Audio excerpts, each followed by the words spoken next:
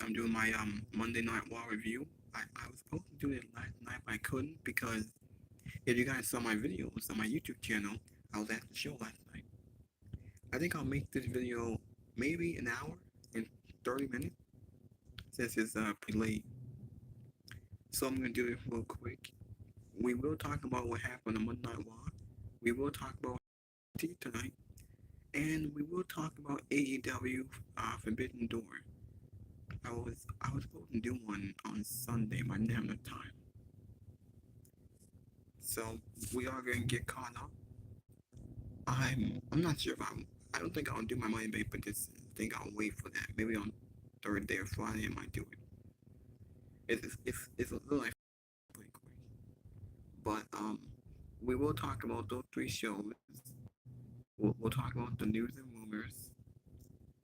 I will show you some podcasters that talked about the show. Anyway, I just want to say thank you for all the support. Hit that like button, leave a comment. Please subscribe to my channel. Let me know in the comment section if y'all want to see more. My video was sponsored by Solid Monster JD from New York, Fightful Pro Wrestling, Wrestling Inc. Enjoy this video.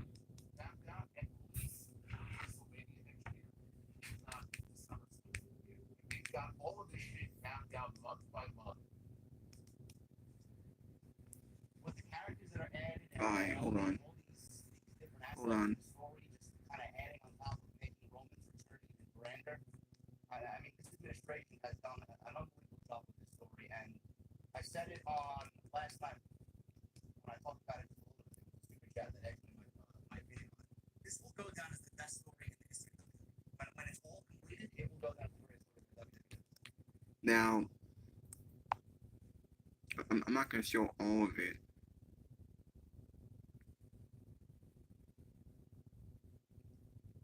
For some reason, my Chrome's going way too slow.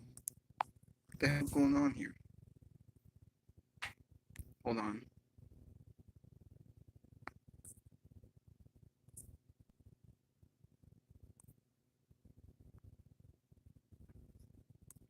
Why is my phone going so damn slow?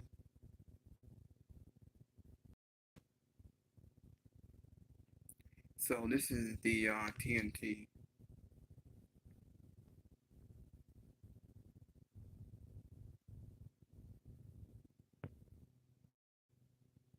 For some reason my phone going way too slow and I don't like it.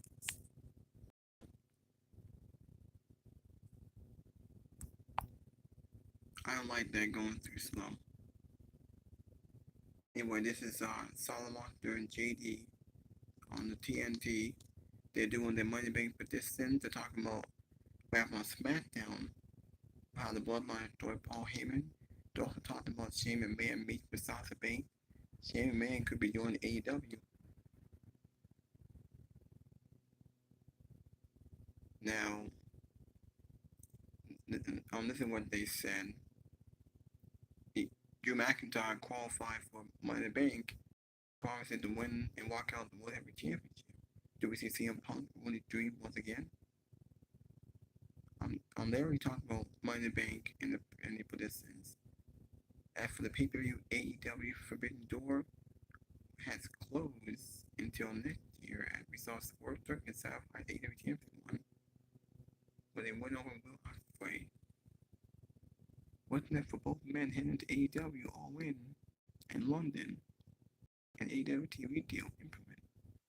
And Tony Khan boot the people will kill for a rating AEW has. Meanwhile, Will Ospreay said the company should absolutely listen to the criticism. Mercedes Moné absolutely listens. Absolutely admits she has full creative control in AEW. And meet with Shane McMahon in New York, sparking rumors. Why NJF is not in the Owen Hart Cup Championship? An update on Ricky Starks heading to WWE. And Dijak becomes a free agent and WWE opts not to bring them back after drafting them to Monday Night Raw. So there's the news and rumors. Yeah, there's no way. So sorry about that. point. different layers of the story. They bring in new people, like Batu. There's no telling how much longer this story can go on for. And since WrestleMania, up until recently, it was getting very stale.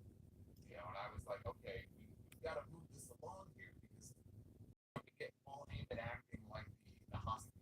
You can only do so much. Heyman is really the one who carried the story since WrestleMania. Solo Sikoa, I thought, had his best performance also on Friday. Yes. So I've been giving him a lot of crap also. He doesn't really fit in this role. I'm not buying it. Batu, I'd rather, I can see him in that role. I still feel that way. This was the first time I looked at Solo Sikoa and I felt like, okay, now he is starting to feel like this is a role that he's getting more comfortable in, and I can buy him a little bit more. And I didn't feel that way before this week. You know what it is, man? It's the Jacob Fatu presence. So the 2 weeks of Jacob Fatu, I think he's kind of up Solo. I don't want to say that's the case, but I feel like with his presence there, it's just kind of overtaking this thing.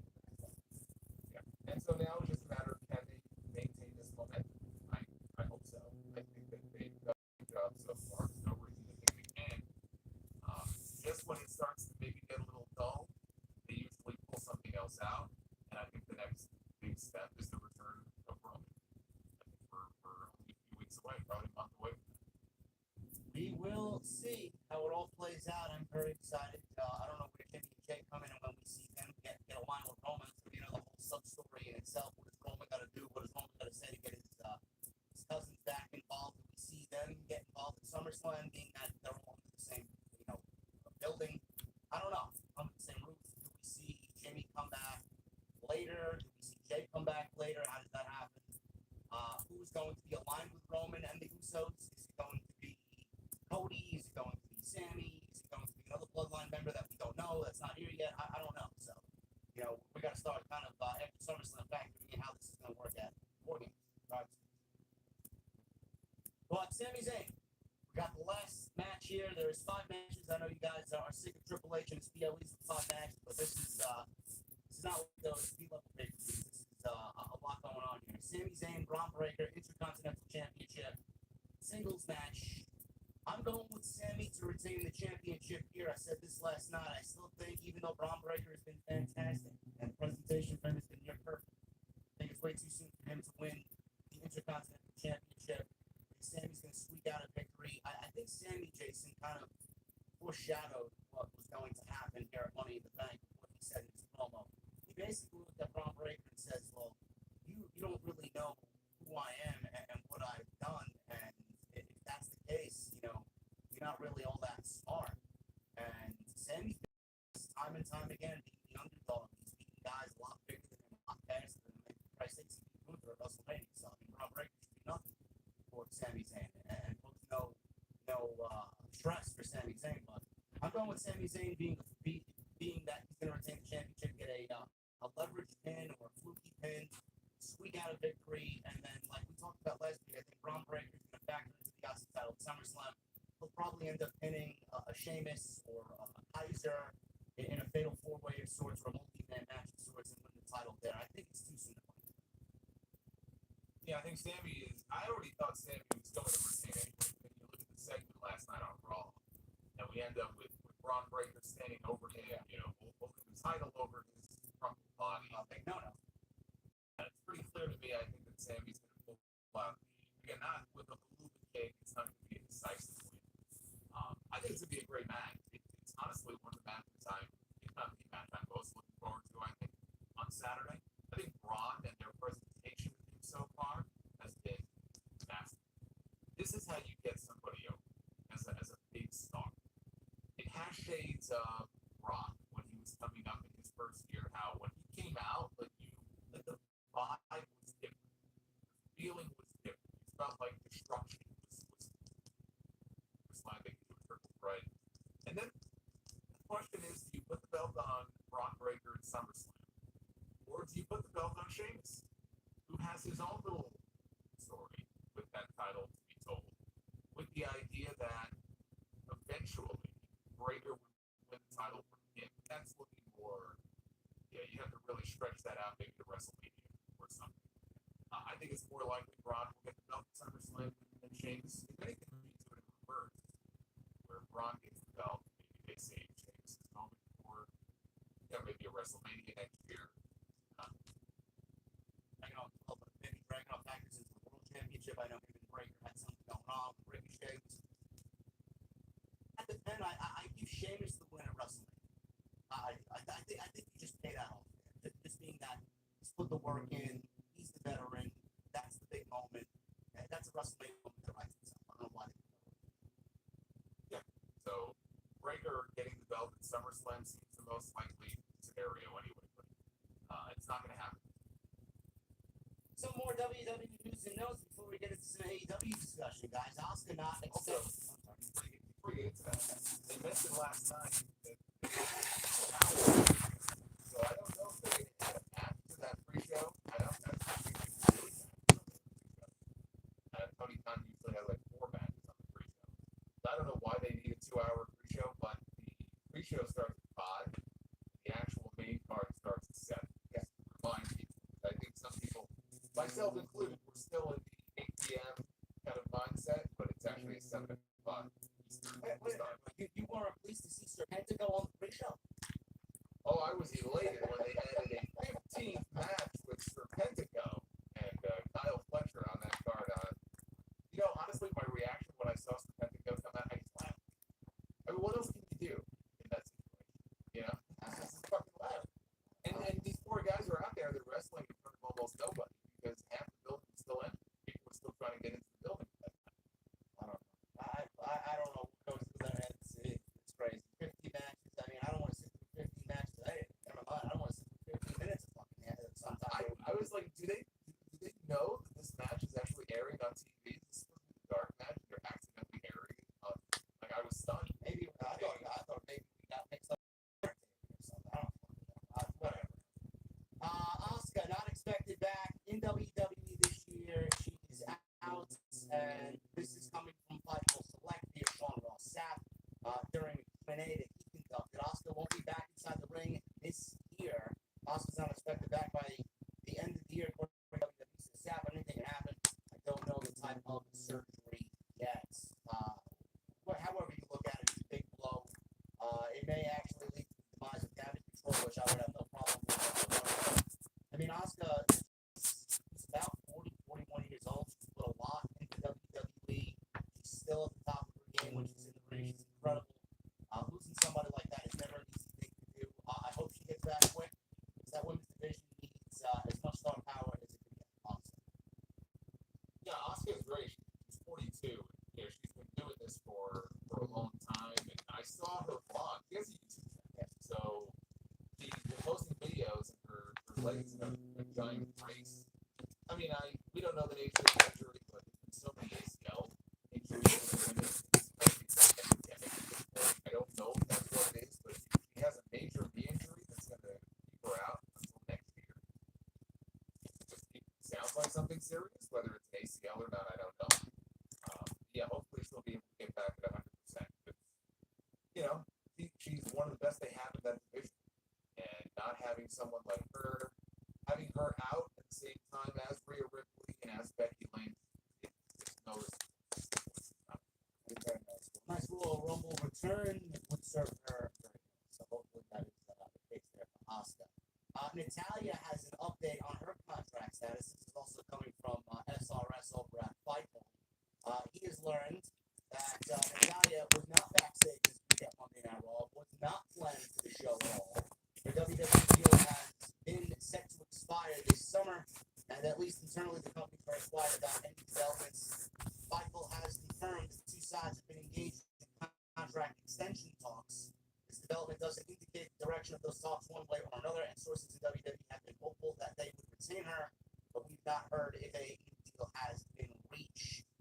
There is numerous talent on the AEW side who's actually pushing for the possibility of Natalya to join the company. Mercedes Moné alluded to both Natalya and TJ Wilson potentially joining AEW in a recent interview. Jason, I'm not the biggest fan of Natalya, but as far as what she does on WWE TV, she's probably extended everything that she could possibly do there. She's used in a let's get this young talent over, let's put the young talent in the ring with the veteran and have her learn the ropes. that's all she was really used for. She trains the talent with TJ at their gym, and she feels like she could be a huge asset to the development of the future of the company. But at some point, I feel like Natalia would want so much more for herself. I don't know what she wants. I don't know where she wants to go, what she wants to do. I feel like she could be somebody that wants to go wrestle in Japan and wants to go test her abilities against all the wrestlers because she has this reputation of being one of the best to do it.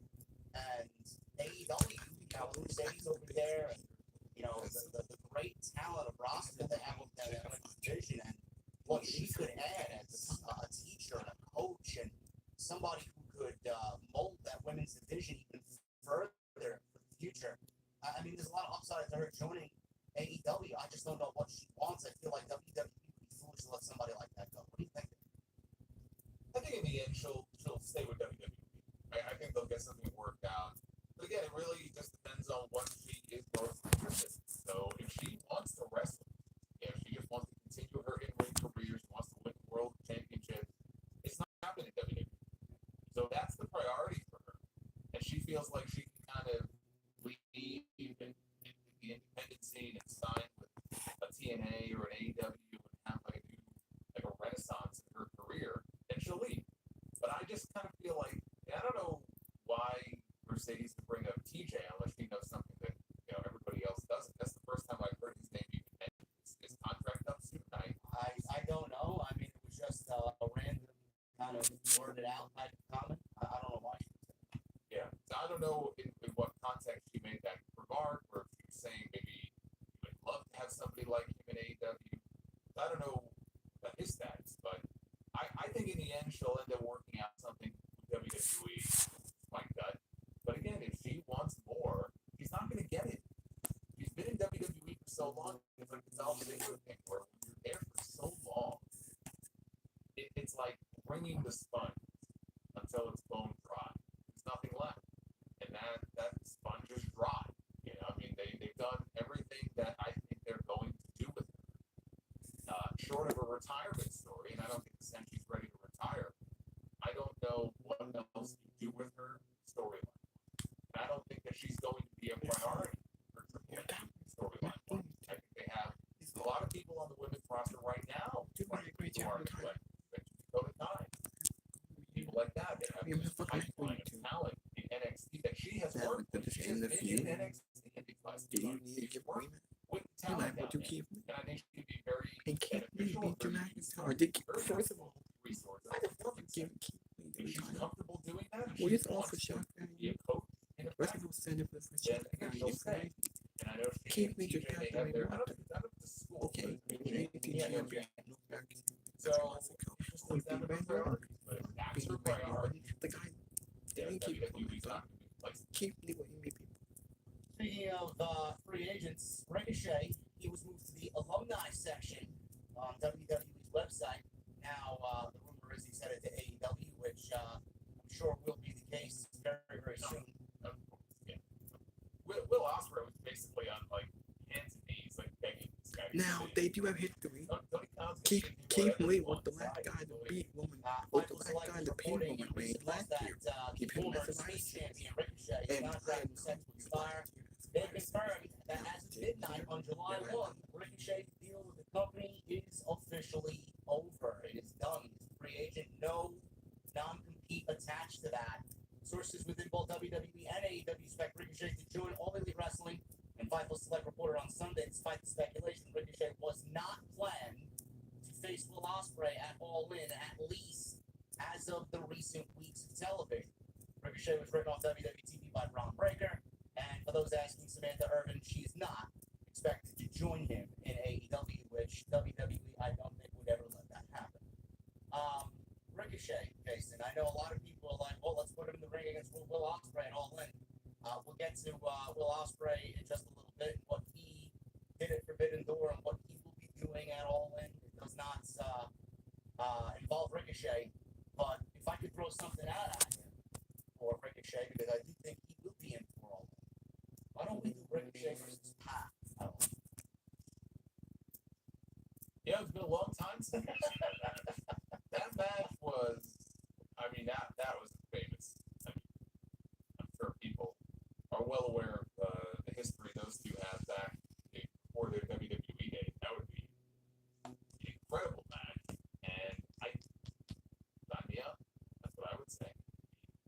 man now. So he's AEW, I'm sure, which means he's going to be available for the Wembley card. And I agree. I don't think he's wrestling Will Ospreay on that show. You know, after he gets bounced out of the Owen, you said to often express their surprise that Dijak wasn't a regular at Raw.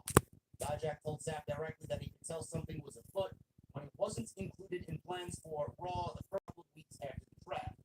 Since his call-up, there were several weeks where Dijak was not brought to the tapings, and when he was, his plans were often shifted around between main events and speed tapings, but were never planned for an appearance on Monday Night Raw. And they had previously reported that there were no creative plans in place when he was called up. Now, sources close to Dijak's camp has made them aware, Fightful, that early negotiations had begun recently and that there were positive preliminary negotiations before officially they began. However, following these negotiations, WWE did not reach out again until Dijak was notified his contract would be renewed and no serious negotiations took place over a new deal. Those we spoke to were shocked by the fact that WWE did not attempt to negotiate with Dijak, with one former WWE talent saying 20 years ago Dijak would have had a job until his legs fell off. You know, I think we made a discussion about this, Jason, where we talked about Ricochet not too long, a couple weeks ago, and we got into a back and forth where, you know, you, and rightfully so, you know, do place some of the blame on Triple H for why Ricochet wasn't given more priority and why he wasn't spotlighted a little bit more coming out of the Vince administration. That didn't really do him any good. You would think that Triple H loves Ricochet, wants to push him, and he didn't really do anything with that. He kind of floundered in the big card, and I had made the comment that I think time passed Ricochet by, and you know, all those young NXT talents that were just coming up through the system and now making their way to Monday Night Raw, they were more of a priority for Triple H than Ricochet. The problem, I don't really understand why someone besides Dijak, Dijak, the look of Dijak, and things that he can do at his size. I don't see how they don't have any interest in making him at least a priority for that Intercontinental Championship to add value to that section of Monday Night Raw. I don't know how they look at him and say, he doesn't bring value to what we do or in that division for that championship, or doesn't bring value to Monday Night Raw. This, I don't want to say this is some catastrophic loss for WWE because it's not. The fucking show's going to go on. They're going to replace him. They probably already have him replaced. But this guy is going to fucking kill it on the indies. And it's going to be one of those instances where Dijak is going to make them regret not bringing him back, and they'll look like the biggest idiots in this entire thing for not wanting to give him a shot. I don't know how they let this guy slip through the cracks. I think this is a huge mistake. what I don't understand is you have a guy who's 6'7", 260 pounds, who can work. You know, he can work his ass off, and you can't find something for him to do on TV. That's very weird. There aren't a lot of guys they have on that roster that necessarily look like him or have that kind of size. And to me, it is a complete waste. 7 years. He was in that company for 7 years. He was in the system. And when you have someone like that you have invested in for 7 years, he was on a main roster deal. So I guarantee you that's factored into their decision on why they cut base with him, because he was being paid main roster money. But they weren't doing anything with him. And I agree. If you're not doing something with the person and you have no plans to do something with the person, sure, it makes sense to get rid of them. Here's my question, though. Why was he drafted to Raw if there wasn't a plan in place for him? Who made the call in the draft? This was Triple H's draft, right? That's how they built it. The first draft under Paul looked back. And so he had to have some level of input into this decision. Why is this man called up to Monday Night Raw if they have no plans to use him? Why is Odyssey Jones drafted to Raw 2 years in a row? How many appearances has he made on TV so far? 0. He was actually someone sent me a screenshot that he was one of the security guards during the segment with Nikki Cross handing the box over to Michael. Oh, great. Oh, that's fantastic. Yes, okay, so you called him up to be a security thief. Wonderful. Okay, great At least he investment. wasn't dead on the table. Yeah, okay. Well, give it time. That'll always be next week. So, but that's what I mean. Like, again, these decisions that are made, and they just don't make any sense was on, I think it was Busted Open, or maybe it was a different podcast, and he talked about the moment that he knew he was fucked, and it was in the draft, because he's sitting there at the performance center, and he says to shoot. They don't tell you, you don't know that you're going to be drafted, and you want to shoot your legitimate reaction. He had been told by somebody in upper management that he was going to be in the NXT Championship picture with Trick Williams. Not that he was necessarily going to beat Trick with the belt, but that he would work with him. Maybe in the role that Sean Spears ended up getting last month. So he already knew, okay, they have a plan for me. I'm going to work with the champion here in NXT. And now here comes the draft, and he knows that if he gets drafted, it's probably not going to be good for him.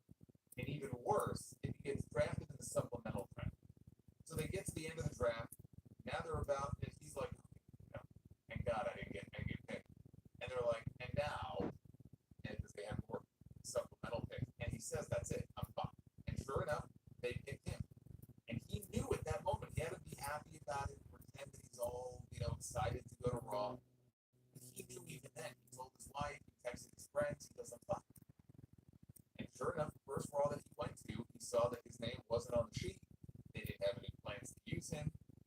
He never made a single appearance on TV, and then they got rid of him. Why invest 7 years into somebody without at least trying to see if you can get some return on your investment? Try. If it fails, at least you gave him a shot. It didn't work. The fans maybe didn't catch on, and so you got to move on at some point. Sometimes 7 years and 3 different gimmicks. No. you would think they would have. Now, I'm not counting Retribution. Retribution was not his fault. Okay, they had him out there dressed like fucking Bane. Let's give me a fucking break, okay? He was wearing that. The only saving grace is that he had a mask on, so he can hide his identity. Mustafa Ali was not so lucky. It took him a long time to get over that shit. But I'm not counting Retribution, okay? So after that, they sent him to NXT. He had a pretty decent run there. They call him up, give him a shot, at least try. It's the Swerve Strickland thing, right? He didn't spend 7 years in the system. He was only there for maybe 2. But they called up Hit Row. I think he had one match on SmackDown. It was a tag match. I don't think we ever saw him work another match on TV. And they got rid of Swerve Strickland. This man now was world champion in AEW. Probably going to headline Wembley Stadium. Swerve is fucking great. That's a swing and a miss. And Dijak is going to end up being a swing and a miss too, even if he doesn't become a world champion. He's a great talent who I'm sure, like you said, he's going to kill it wherever he goes. I think that New Japan could be a great landing spot for him, especially now they've lost some foreign talent on top. I think that there's an opening there, a void that he can fill. I think TNA would be a great spot. Of course, AEW, yes. And he was backstage at Forbidden Door. He was out here on Long Island, and he was backstage. In his week, he tagged Tony Khan, he tagged Tommy Dreamer in AEW or TNA. I actually think TNA might be the better place for him because I feel like in AEW, I just don't know that he's going to necessarily be in a spot that he wants to be in. Whereas in TNA, he might have a better chance of being able to higher up or a featured player on the card. So I don't know exactly where he'll land, but he'll land somewhere, and I think he'll do well. And I just think it's a complete waste. And just to invest all that time in somebody and not even find out, can we make money on this guy? Can we get something back for our investing? Can we get something out of him? Call him up, let him be a bodyguard, let him be a heater for somebody on the main roster. Even if you don't have him wrestling at first. He had the diesel look, he had the glasses, he had the black coat. Let him be someone's bodyguard. Some other talent that you're trying to push and see where that goes. Damian Priest is probably going to be out of the Judgment Day soon. He's going to take his place and become part of the Judgment Day. Come up with an idea for this guy who's 6'7", 260 pounds, and can do fucking moonsaults and can work his ass off. You mentioned the matches with Keith Lee and other people, Wesley in NXT. Maybe it's just people named Lee. I don't know. He worked with Dragon Lee on the main roster. Then he worked with Dragon too. He worked with Dragon. He worked, yes. He had a great match actually with Billy Dragon. I think he worked with all those guys. That's not enough to find out that this guy can work and you can't use it. Well, we already know he can work. Like that's not even the issue. We know he can work, but on the main roster and stuff,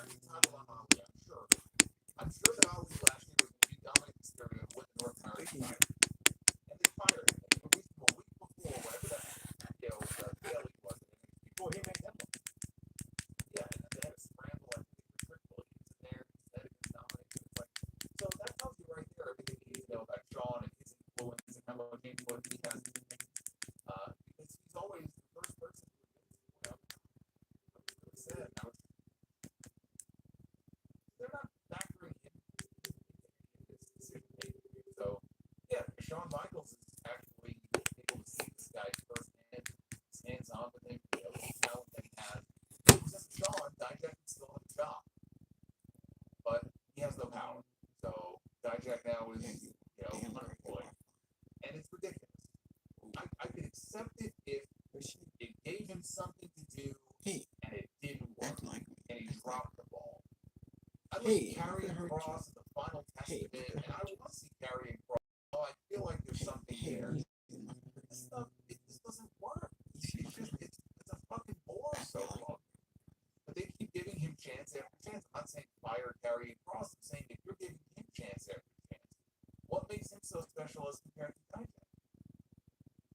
Why is he? We're seeing a problem too slowly develop. I don't know if you guys are paying attention. That's a good point. If Ross is on TV and it's boring, because that's exactly what it is. It's boring. Why not give Dijak a chance? I'm left asking, where's Tyler Bate and Pete Dunne? Weren't they on television they were on television in abundance, and now all of a sudden, since the draft, haven't been on television. Like, I don't know where are these talents, these certain talents? Why are they not being used? It makes me question what the fuck's going on there. I'll give you another example here. What the hell's going on with Montez Ford? There was a point last year. I don't even think it was this year. It was last year. Montez Ford was in the elimination game, and it looked like they were starting to maybe try to build him up as a single. Maybe they weren't quite ready yet to break the street profits, but we see something in this guy. He's very athletic, very charismatic. It looked like maybe they were building something. He's done nothing since then. We got the street profits. Sometimes they get a little bit of a push, and then they don't. The stuff with the pride has just fallen off the cliff since Bobby Lashley got hurt. He's off TV. But what the hell have they been doing with him? What the hell have they been doing with the street profits? He's in the same spot now that he was in 3 or 4 years ago. Well, he's pretty good. Well, they just showed up on SmackDown for the first time in weeks. They were doing a backstage segment for 2 minutes on. I think they're wrestling the street profits this Friday. So yeah, I don't know where they disappeared to, unless there was an injury that was not disclosed. You can cite them as well, but you can find these examples. So for all of the positives that we can sit here and talk about the bloodline, about McIntyre and Punk firing on all cylinders right now, they're firing on all cylinders in the way that they have in many, many years. They're not free from problems, and so we're pointing out some of the names. This isn't all of them necessarily. There are people who unfortunately get screwed over, and there are people who fall through the cracks through no fault of their own. They have talent, they have something to contribute. I'm sure they would love to contribute, and they don't get that shot. And in the case of Dijak, he's not going to because they got rid of him. And so I hope he goes out, throws it right back in their face, and says, "Hey, I'm going to show you." And he kills it wherever he goes because he at least deserves that. He at least deserves a shot. He never got a fair shot on the main roster. You can call people up, have a plan for them. Why not have a 6-month plan for someone before you call them up? That's what I don't understand.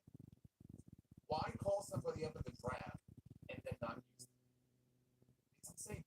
At one point, Triple H said we're not going to call anybody up unless there is a 6-month plan. Clearly, there is not. And I thought that he said that too. He And did say that.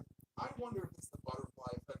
Well, I thought he did, and I tried to find the quote, and I couldn't find it. What I found was it was something, and I don't think it was attributed to Triple H, but it was something about how in developmental or in NXT, if you don't show progress in 6 months, you're on the bubble, and they make it ring because there's so much talent that they're constantly bringing in. If you don't show improvement in a certain period of time, they're going to get rid.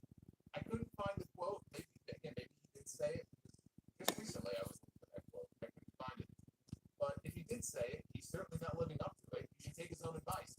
And now that he's in full control, right, we're at the Paul Levesque era, he's got the book, he's got the power, he should take his own advice and call people up. Have a fucking plan for them.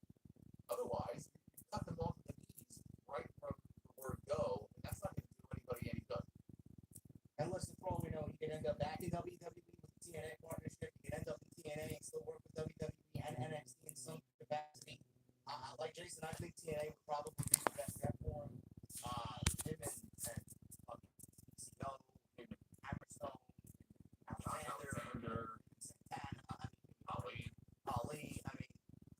list goes on and on.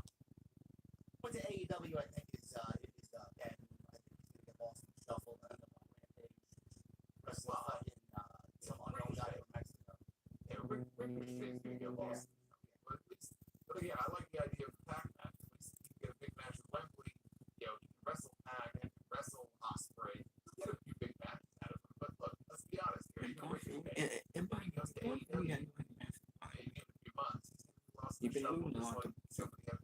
And by the way, one week And one last WWE note here, guys. Frustration in WWE over the How many heavy weeks do we censorship keep and saying editing on Friday Night SmackDown. every Raw single Saturday Night Select reported that Can there we, was frustration from can several we WWE stop? sources. No, They heard why we from go over back the to heavy research? censorship and editing during the broadcast on 3 years Friday. ago, we can Longtime maybe 2 WWE years source ago. wasn't on the show. Noticed Michael's tweet about being excited for SmackDown to move back to USA Network later this year. It's a lot better than Fox, but they got their own censorship. As we heard last night, they bleeped out holy shit" during the Chad Gable and Wyatt 6 segment.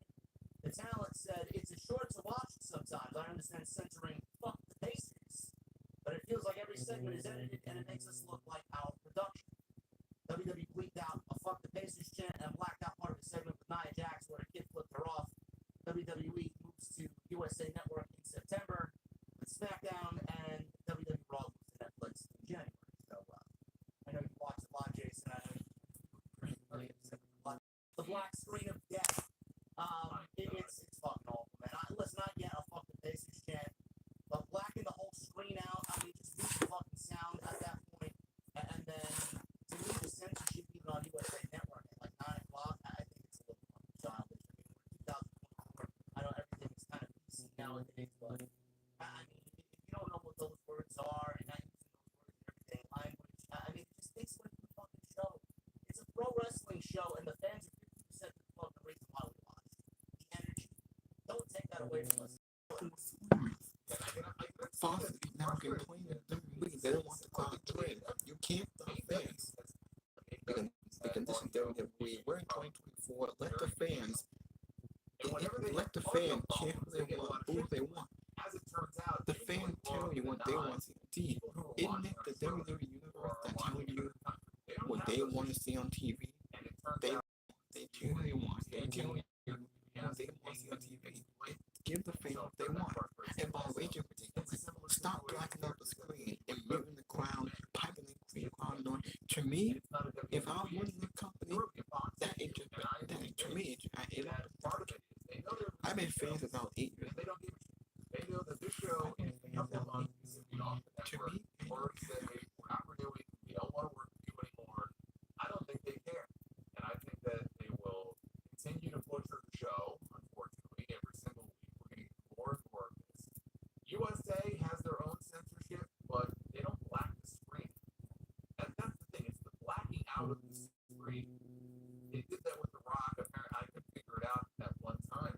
They're like, oh, there's somebody in the crowd that has a Die Rocky Die sign. I said, that's why they blacked out the entire screen. It didn't have like didn't say fuck The Rock or anything on there, like Die Rocky Die. It's a fucking black screen. On the fucking apron, on the apron, a woman with big fucking boobs. Yeah, right, I mean, what the hell are we doing here? So, like, I'll look, the USA thing is annoying too, because it's like, holy blank. But I'll take that over just muting the audio and blacking the screen out at the same time. It almost makes the shows unwatchable. The show was so good on Friday, I still enjoyed it, but it's to the point sometimes where it just makes them unwatchable. I can see Triple H sitting in Gorilla probably just, pulling out what's left of his area because he doesn't have the energy for what he did. He'd be pulling it out because it's nothing that they have no control over it. I don't think Fox cares. I think Fox is playing it for themselves. I think they're bouncing anyway. I think you're right. I mean, they don't give a shit. They're looking for USA Network. But 5 grand in the chat says, JD, what if the children hear the bad words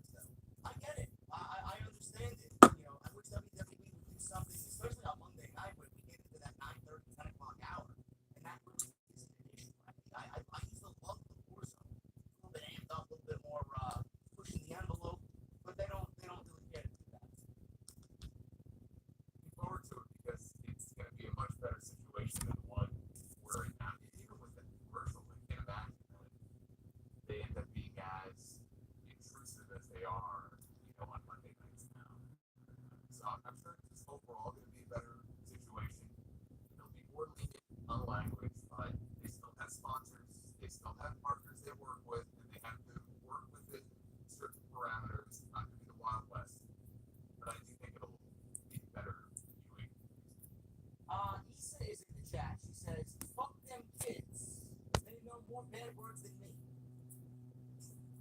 Well, I'm happy. I'm very happy that this is very upset that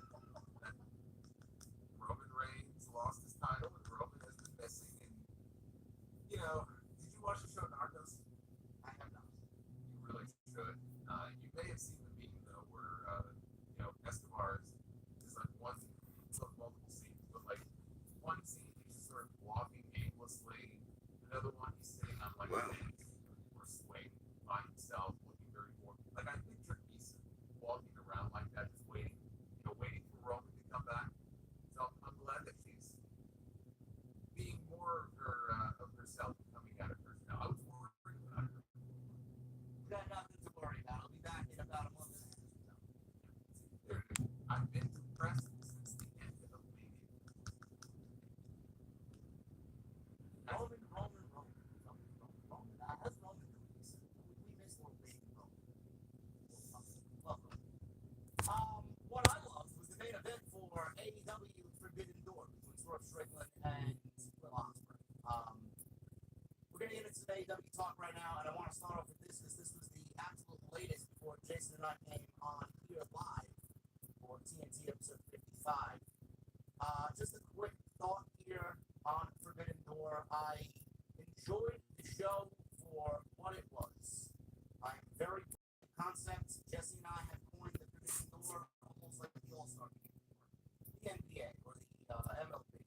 It's basically AEW for the Pro Bowl. It's the All-Star Game for pro wrestling. That's what Tony Khan has made it out to be with the partnerships and all these different promotions involved. I thought it was the weakest of the three Forbidden Door shows. I've been to two of them. I did not go on site. I did not feel like sitting there for 5 hours and 15 matches. I would much rather sit with my Yes.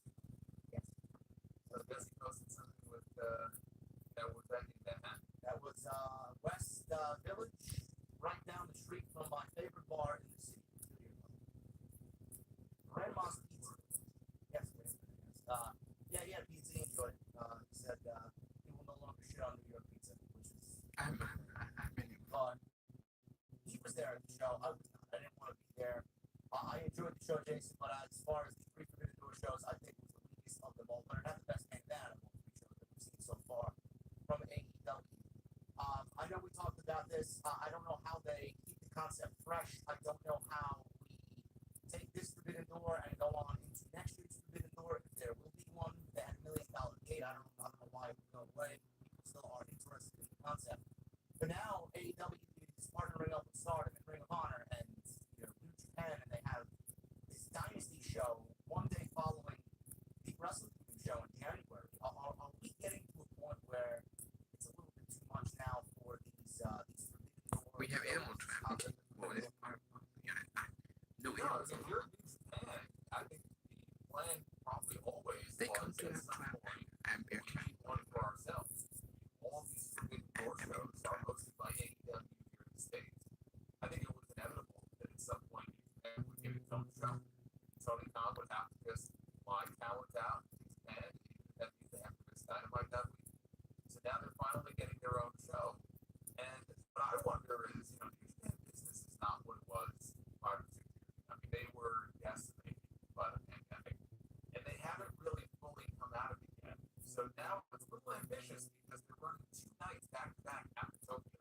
So they always have the Dome show on January 4th. Now they're adding January 5th, also at the Tokyo Dome. And I think they're just banking on the fact that we're going to have AEW games. Ring of Honor isn't really need anything anymore, but they're going to have CMLL and Stardom. And it's a risk. I think it's a risk because you have to fill up the Tokyo Dome, and how many people can they get in the Dome back-to-back nights? We'll find out. The concept is just, it is tired in that we get Forbidden Door every week. Tony Khan brings in his no issue bringing in talent from other promotions in other countries, but it happens so frequently that the fact that we have, at the beginning when we had that one show, it was like, wow, okay, this is like the one night a year we can get us against them, we can get talent from New Japan and AEW. And New Japan had more talent and more big names at that time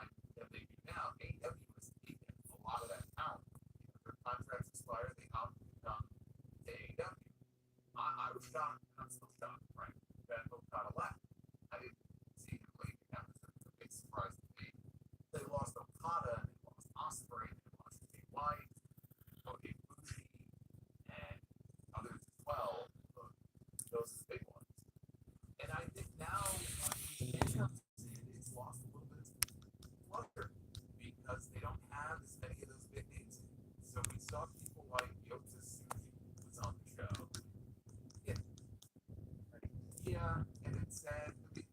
I still enjoy seeing him and Okada mix it up. MLL and Stardom. So we had Mina, we had Cero.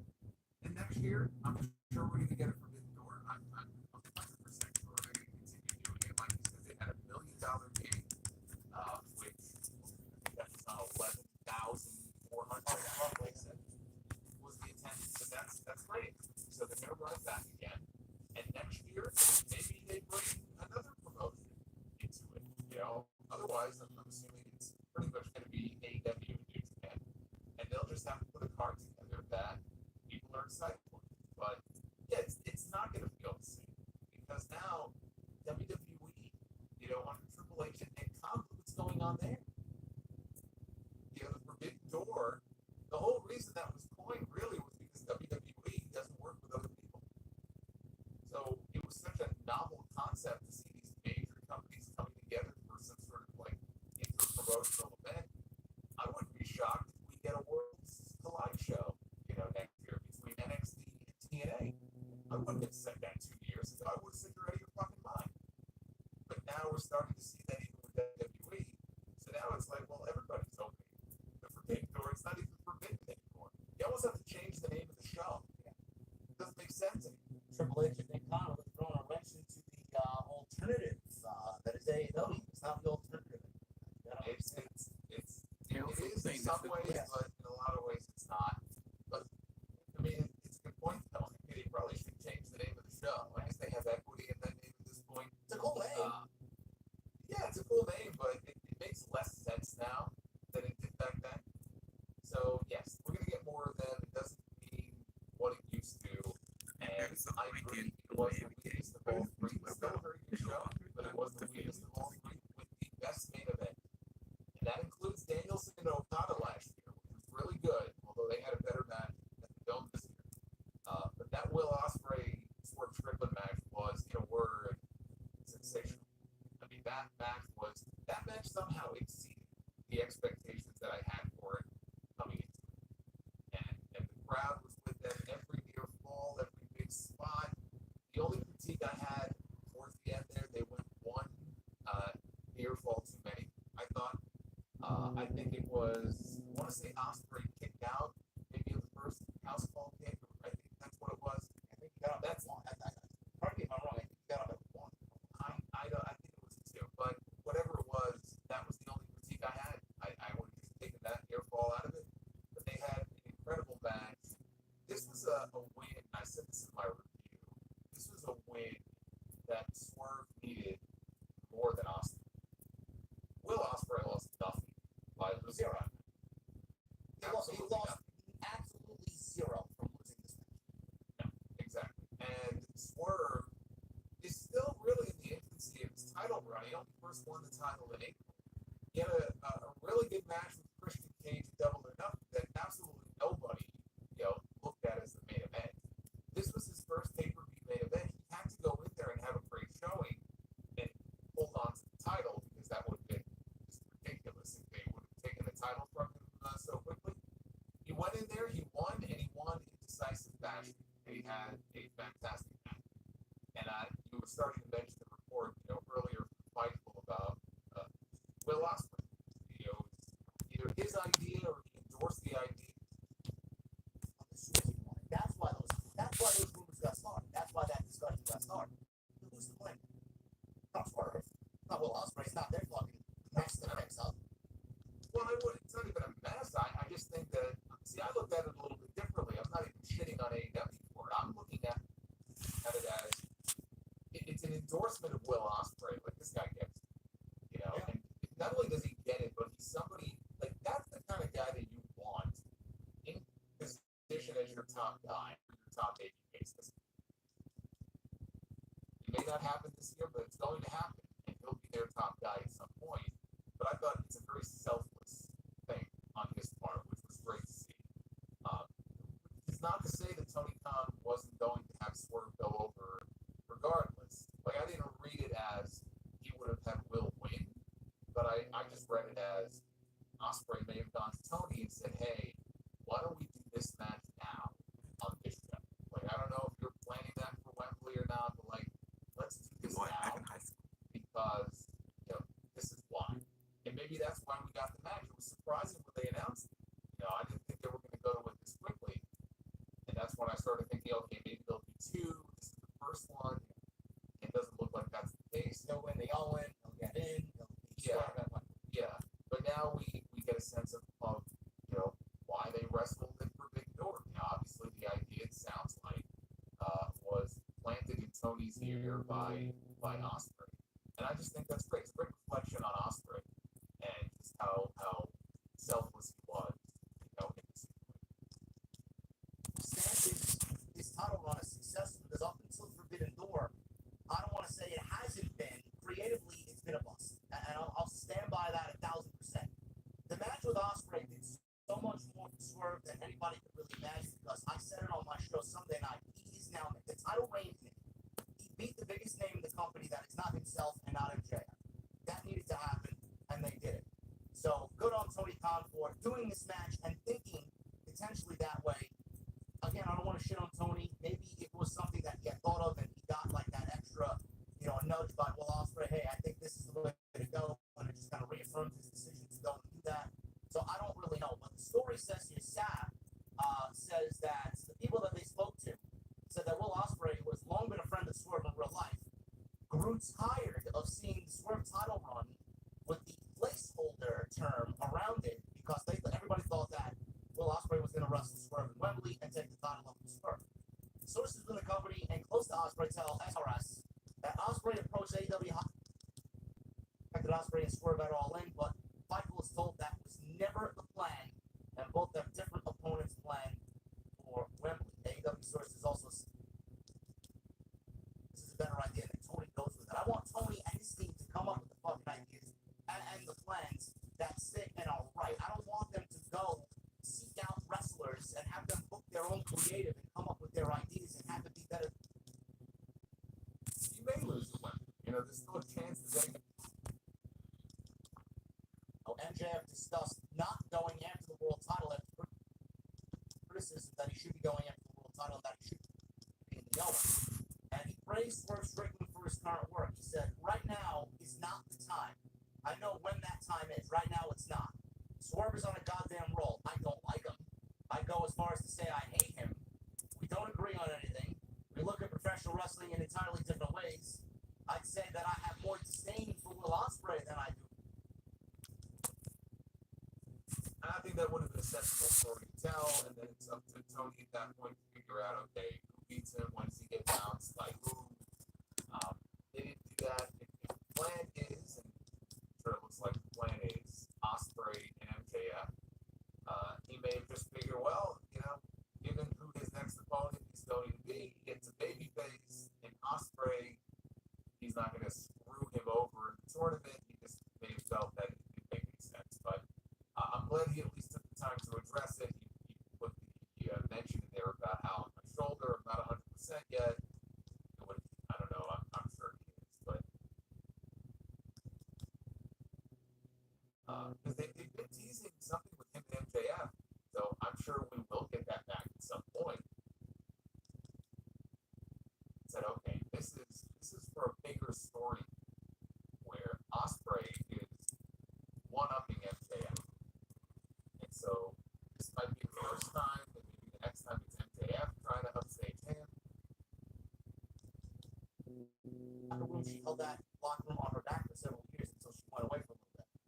And I want to see them blur the lines here. I want to see Brett kind of settle in the little dose of reality. Right, her against Jamie when she comes back. Was, again, my second. Alright. Well, I think I made it long enough.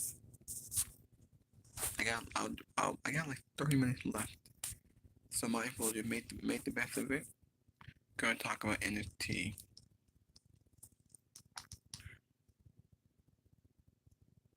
Hold on. Hold on a second. Alright, now let me get back to my review. Gonna talk about NXT 5-minute highlights. That's 5 minutes long. Trick Williams sit down with challengers. They're the money that the zombies. We have Michin and Parker destroy each other in a street fight. While Sam Perez and Lola Vice declare war on each other.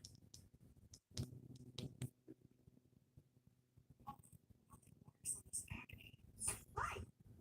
I'm a licensed dermatology provider. Alright, come on. Yeah, I see an immediate passion. I hope so. Yeah, I think that would be the most exciting. Alright.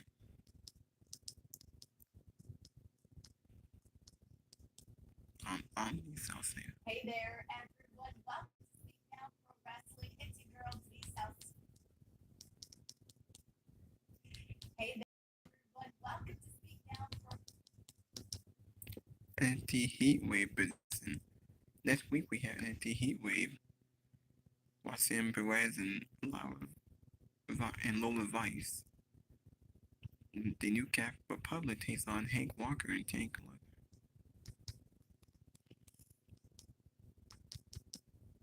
Five-minute highlight. Vodka soda. Alright, come on.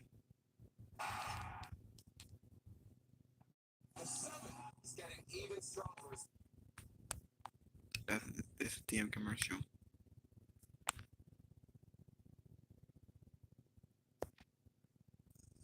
Is it me or somehow my camera might be kind of slow here?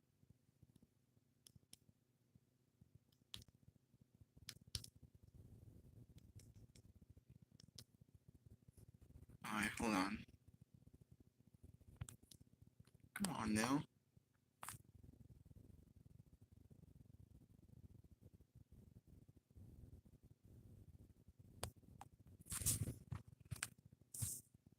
Come on now. Why the hell is it so damn slow?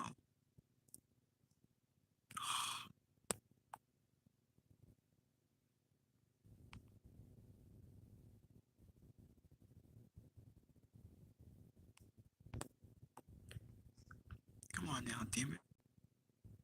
I know this is still working. Alright, just making sure my camera's not like all messed up.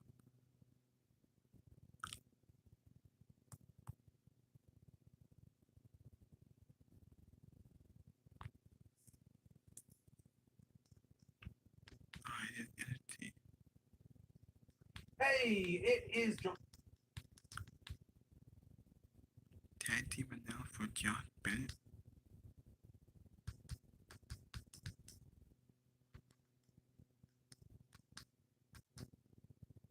Fight for Wrestling talks about this man. Oh, no. I miss that, dude. Deep for the Masses on tonight's show. We had a 3-fight. We had 2 singles matches. Tag team match with the new Cap Republic. Another tag team match.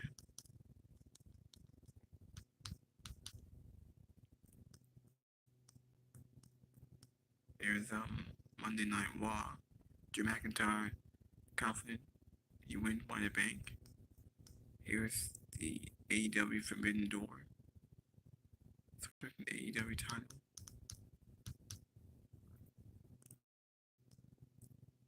He also talked about the participants' incredible main event. Bo Dallas returns and speaks on Bray Wyatt. The moment Dijak knew he was screwed. WWE swings and misses with Dijak release. WWE upset over Fox or censorship. Paul Heyman's great performance on SmackDown last week. The Wyatt Six continue. Bo Dallas revealed motivation for the Wyatt Six.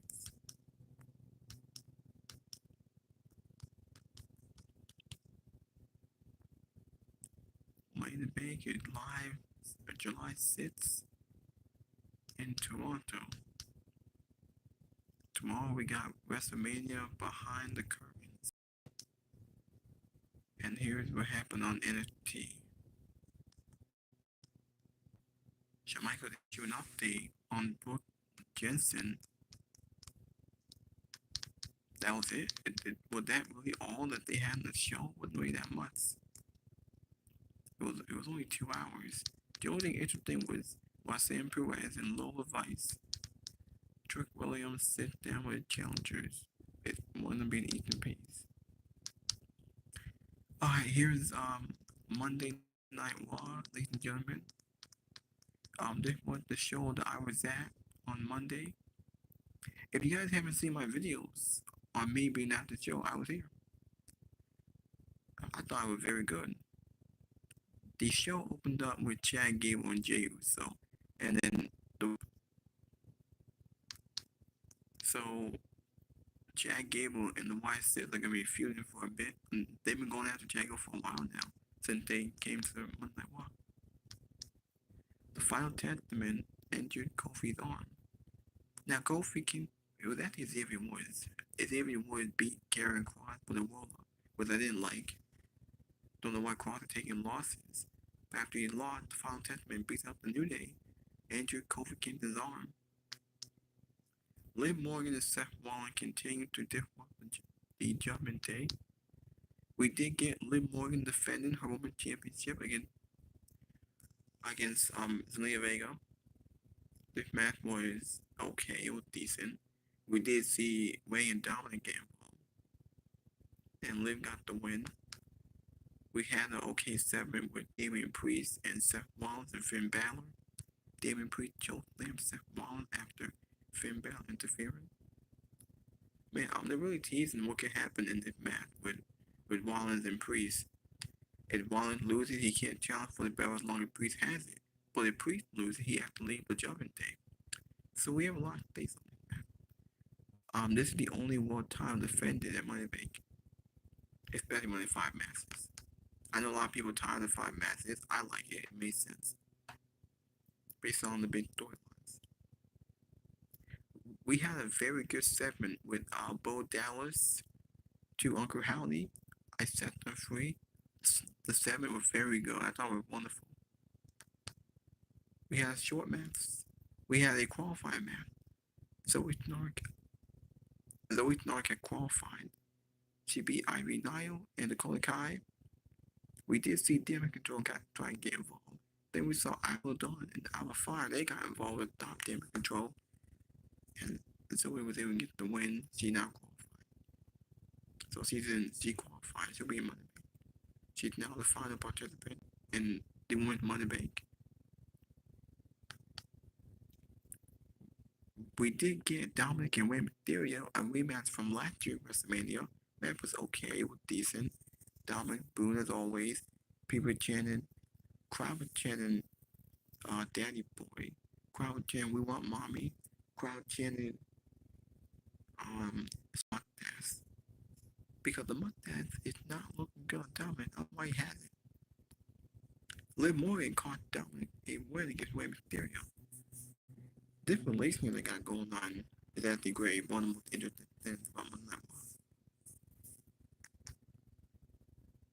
We did get a backstage segment with Chad Gable promising to watch Otis back against the White Six. I mean, the White Six are going after Chad Gable, not Otis. We had a backstage segment with Damage Control and Lara Valkyria. And then we had a brawl with Kaden Carter and Katana Chance. They could be teasing Damage Control splitting up. I think that's good. I think they should break up. Bailey's not there because she's out for a while. Now, they already advertised a 6-woman tag with Lyra, Katana, Kaden against Damage Control next week on Raw. I think the best part of the show was this great segment with Sami Zayn and Braun Breaker. Sami Zayn is great on the mic. He got a very good promo on Braun Breaker. Braun Breaker hit an active spear on Priest on Sami Zayn. He delivered 2 monster spears to Sami Zayn. Do I think he's ready to win the title? No, not yet. They might save it for SummerSlam. Also, Drew McIntyre qualifies Money Bank. So he's now the last participant. He qualified for Money Bank. He also teased that he's going to be going after the World Heavy title. He's not. It's just a tease. He's not gonna win the world championship. He could win the briefcase, but he's not winning the world title. Not even close. That's not happening. Welcome to Chicago Target.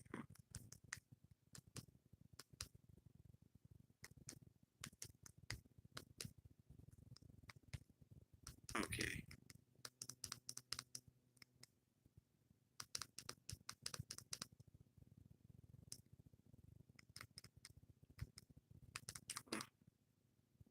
Don't they show AEW on here?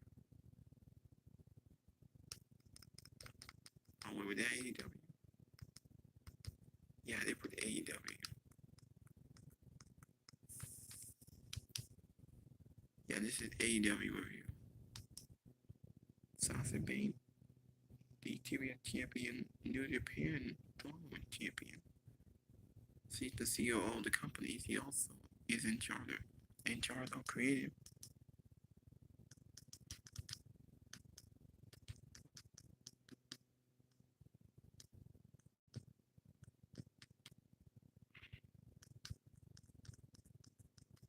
Alright.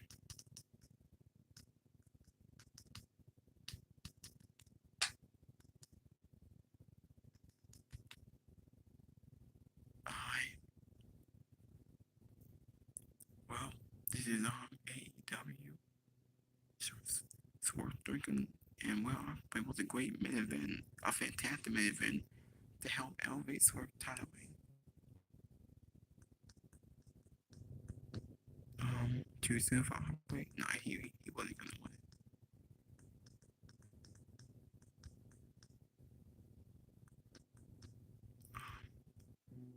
it. Save Monet.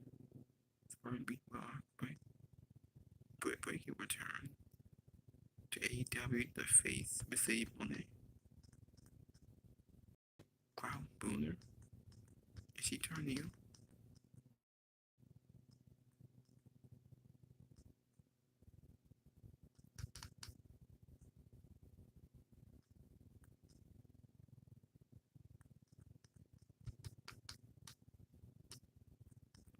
Well, I think I made this long enough. I talked about AEW. I talked about Monday Night Raw. I talked about NXT and the news and rumors.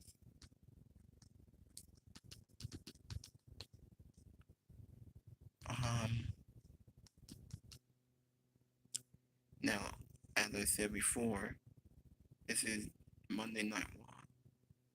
That's me at Monday Night Raw. Seth Rollins entrance. I already did something. Liv Morgan's entrance and Megan Nelson's. That's when we arrived at Boston. We watched Pete Dunne on main event. I'm getting views for it now.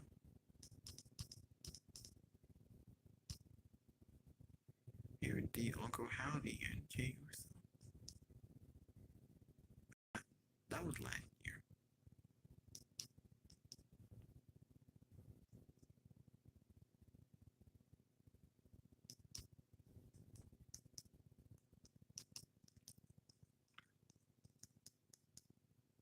Alright. Well, mine will end the video. Thank you for watching. Thank you for all the support. Hit that like button. Leave a comment. Please subscribe to my channel. Until next time, I'll be back with more. I'll see y'all later.